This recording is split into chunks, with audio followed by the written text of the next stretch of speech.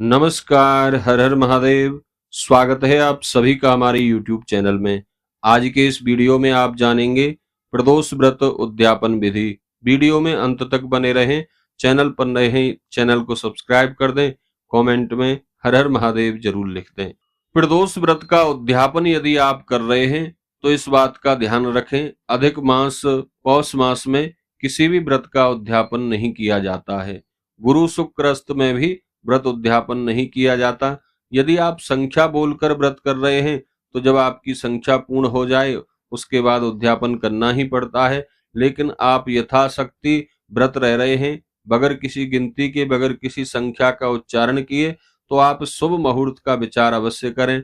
जब आप प्रदोष व्रत का उद्यापन करें तो प्रदोष व्रत उद्यापन से एक दिन पहले प्रसन्न मन से भगवान शिव का यानी द्वादशी की शाम को अपने घर के ईशान कोण में एक सुंदर मंडप बनाएं।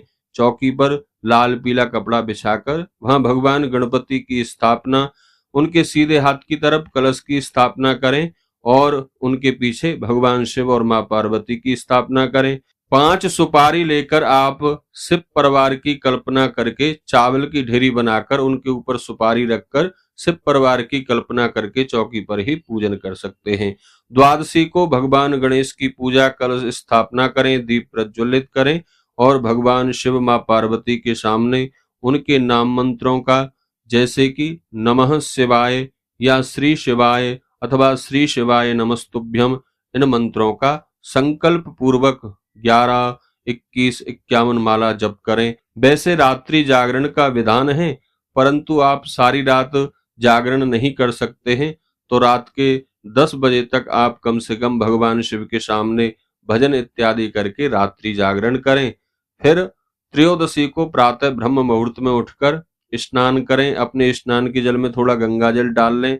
माँ गंगा का स्मरण करते हुए स्नान करके शुद्ध पवित्र वस्त्र धारण कर लें और प्रसन्न मन से भगवान का स्मरण करते हुए जहां आपने भगवान के लिए मंडप बनाया है वहां आकर सबसे पहले भगवान को प्रणाम करें। फिर वहां साफ सफाई करके वहां सबसे पहले एक दीप प्रज्वलित करें। फिर भगवान गणपति की पूजा करें, कलश देवता की पूजा करें। हाथ में थोड़ा सा जल लें और जल लेकर इस प्रकार संकल्प करें, हे भगवान महादेव, आपकी प्रसन्नता, मां पार्वती की कृपा प्राप्ति के लिए और अपने मन की शुभ कामनाओं की पूर्ति के लिए मैंने यह जो प्रदोष व्रत किए हैं उनके उद्यापन के निमित्त मैं आज संकल्प कर रहा हूं अथवा कर रही हूं। मेरे द्वारा किए गए व्रत पूजा में कोई भूल, गलती या कोई त्रुटि हो गई हो उसे क्षमा करते हुए आप मेरे व्रतों को पूर्ण करें, उनका शुभ फल मुझे प्राप्त हो और मेरे मन की कामना पूर्ण हो। इस प्रकार बोलकर उस जल को भगवान शिव के सामने छोड़ दें। फिर भगवान शिव की विधि विधान से षोडशोपचार से पूजा अर्चना करें। उसके बाद आम की लकड़ियों पर अग्नि प्रज्वलित करके खीर और घी से 108 आहुति इस मंत्र का उच्चारण करते हुए लगाएं।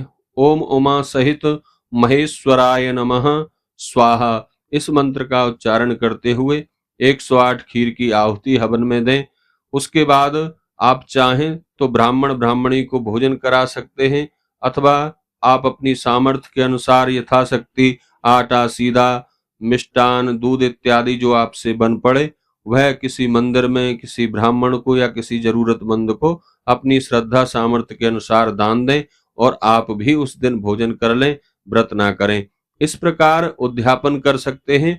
और यदि आपकी सामर्थ्य है तो आप चाहें तो किसी विद्वान ब्राह्मण को अपने यहाँ बुलाकर विधि विधान से भगवान शिव का अभिषेक, होम इत्यादि करके पूर्ण आहुति करके इस प्रकार भी व्रत उद्यापन कर सकते हैं। आप सभी को बहुत बहुत नमस्कार, प्रणाम। हर हर महादेव।